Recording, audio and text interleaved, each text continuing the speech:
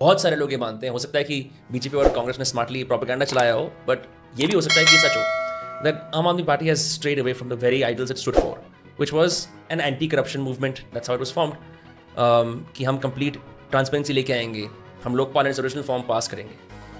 Has आम आदमी party 10 years, 11 years later become a party that uses the same caste-based, real politics style of politics that they once accused BJP and Congress for? No, I don't think so. I think तो आपने शुरू किया कि 2011-12 का scenario. उस समय आप बिल्कुल सही कह रहे हैं कि उस समय पूरे देश में एक गुस्सा था कि 70 साल हो गए आज़ादी को और अभी भी देश के हालात क्यों नहीं बदले हैं. और बहुत सारे लोगों को बहुत स्ट्रांगली ये फील होता था कि करप्शन उसकी एक जड़ है. मैं भी उनमें से एक थी.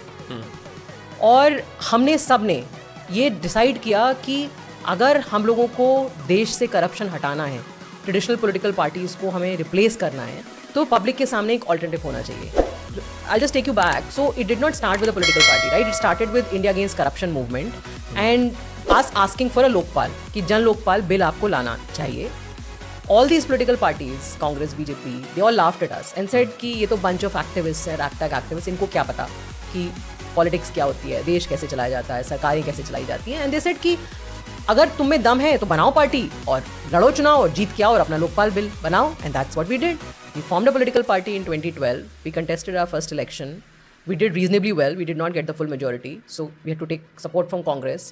Then Congress was not supporting us to pass the Lokpal bill. We resigned. Then we came back with 67 out of 70 MLAs, which is, I think, record in the whole country. I don't think it's ever happened before. It's not happened before. And we passed the Lokpal bill. Then we again contested the next election in 2020. We came with 63 out of 70.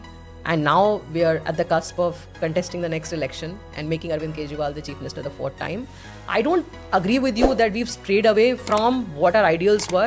Even today, some of the work that we've managed to do in the last 10 years is being talked about in the country and the world over. And if you allow me 2 minutes, I can speak about a few of those. So for example, when we formed the government, for us, it was very important that we invest in human capital.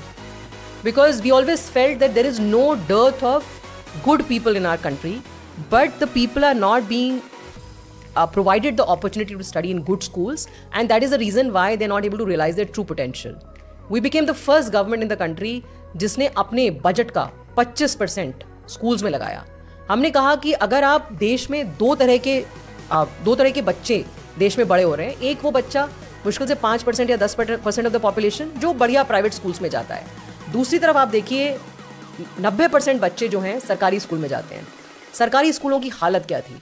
वहाँ पे कभी छत से पानी छू रहा है, बैठने के लिए टेबल चेयर नहीं है, ब्लैक बोर्ड नहीं है, टॉयलेट्स ऐसे होते थे कि आप एंटर करिए, आपको कैसे पता चलेगा सरकारी स्कूल है? वहाँ एंटर करते ही आपको टॉयलेट की बदबू आएगी.